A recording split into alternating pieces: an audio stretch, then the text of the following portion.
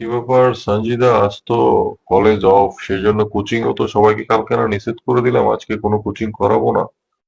তবুও তুমি আজকে বাসায় এসছো, আমি তো কিছু বুঝতে পারছি না কি হয়েছে, কোনো সমস্যা নাকি? স্যার আমি তো এবার এক্সামে রেজাল্টটা ভালো করিনি, নাম্বারও কম পেয়েছি। তাই আজকে যদি আপনি আমাকে একটু এক্সট্রা ভাবে একটু ক্লাস নিতেন, ভালো হতো।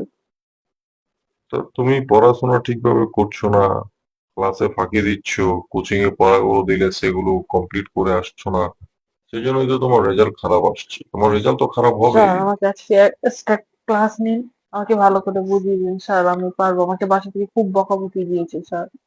তো বাংলাদেশ থেকে তো বকা দেবে তোমাকে। তোমাকে আমি এক্সট্রা তোমাকে ক্লাসে দেখাচ্ছি, সেই পড়াগুলো আবার সবার সাথে বসে কোচিং এ এত করে দেখিয়ে দিচ্ছি, তারপর তুমি কেন পারবে না? আমার প্রশ্ন হচ্ছে সেইখানে, তুমি তো বাসায় ঠিকভাবে পড়াশোনা করো না।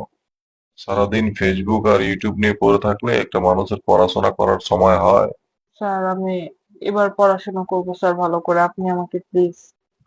পড়াশোনা তুমি এখন করবে তো এতদিন কেন করোনি? তুমি তুমি তো তোমার নিজের খারাপ রেজাল্টের জন্য তো তুমি নিজেই দায়ী, এটা তো অন্য কেউ দায়ী নয়। স্যার তাই তোমার বলে সাথে তোমার বান্ধবীরা যারা আমার কাছে ক্লাস করেছে তারা সবাই ভালো রেজাল্ট করেছে।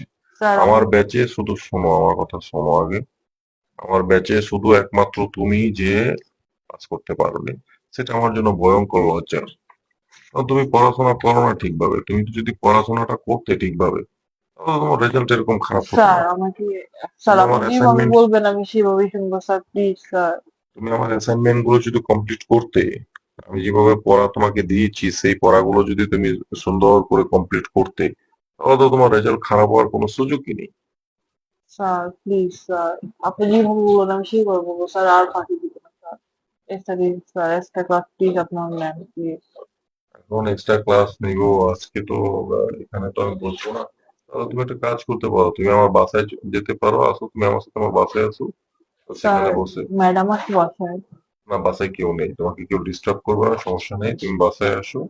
বাসায় বসে তোমার এক্সট্রা ক্লাসটা আমি দিচ্ছি। তুমি 1 ঘন্টার বেশি কিন্তু পড়াতে পারবে না, বুঝতে পেরেছো? ঠিক আছে স্যার, আমার আমাকে অন্যদিকে শুধু কাজ আছে শুধু। নোটগুলো একটু দেখিয়ে দিলেই হবে যে কোন। তোমাকে আমি নতুন কিছু অ্যাসাইনমেন্ট দিচ্ছি, এগুলো তুমি কমপ্লিট করলে এবার একটা ভালো রেজাল্ট করতে পারবে। ঠিক আছে স্যার, আর থ্যাংক ভালো ইউ থ্যাংক রেজাল্টের ইউ। পেছনে শুধু পড়াশোনা নয়, বুঝতে পেরেছো, আরো অনেক কিছু আছে। তোমাকে আজকে আমি কিছু একটা নিনজা একটা টেকনিক শিখিয়ে দেবো, যে টেকনিকটা তুমি যদি অ্যাপ্লাই করো, তাহলে তোমার রেজাল্ট এমনিতেই ভালো হয়। ঠিক আচ্ছা, আছে তুমি আমার স্যার। সাথে আমার আছো, আমার বাসায় আছো। ঠিক আছে স্যার। শোনো, আমি তোমাকে যে এখন যে অ্যাসাইনমেন্ট গুলো দিয়েছি, বুঝতে পেরেছো? স্যার এই যে দেখেন, এই যে এগুলো কি পরীক্ষায় আসবে? হ্যাঁ, এগুলো এগুলো তোমার প্রত্যেকটা অ্যাসাইনমেন্ট, আমি তোমাকে শোনো, আমি তোমাকে বলে দিচ্ছি, প্রত্যেকটা অ্যাসাইনমেন্ট আমি যেগুলো যেগুলো দাগিয়ে দিয়েছি, প্রত্যেকটা অ্যাসাইনমেন্ট তুমি সুন্দর করে বাসায় যে করবে। জি স্যার। যেখানে বুঝতে না পারবে সেখানে আমাকে জিজ্ঞেস করবে। ঠিক আছে স্যার। আর পড়াশোনা বুঝছো, পড়াশোনা শুধু মানে পড়লে হবে না, মনোযোগ দিয়ে পড়তে হবে। জি স্যার, 100% তোমরা, মনোযোগ আছে। তোমার তো মনোযোগ আছে, তুমি ফেল করছো কিভাবে বারবার? মনোযোগ থাকলে একটা মানুষ ফেল করে নাকি?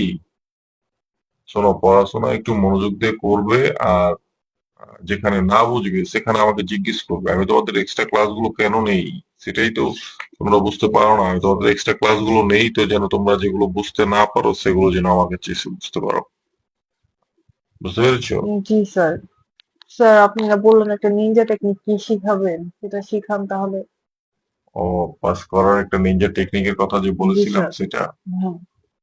সেটা এখন তোমাকে যে শেখাবো, তুমি কি সেটা পারবে কি না সেটা তো সেটা আমার একটু বলেন, আমার সন্দেহ শুধু হচ্ছে। এবার পরীক্ষার পাশ করলে হচ্ছে, কারণ বাসা থেকে আমি খুব বকা খেয়েছি স্যার, আমি 2 ঘন্টা ধরে রাস্তায় বসে আছি বকা খেয়ে। তো বাসা থেকে তো বকবে, এত টাকা পয়সা খরচ করে লেখাপড়ার জন্য দিচ্ছে, এত সুন্দর সুন্দর জামা কাপড় পরার জন্য দিচ্ছে। আচ্ছা, তুমি যে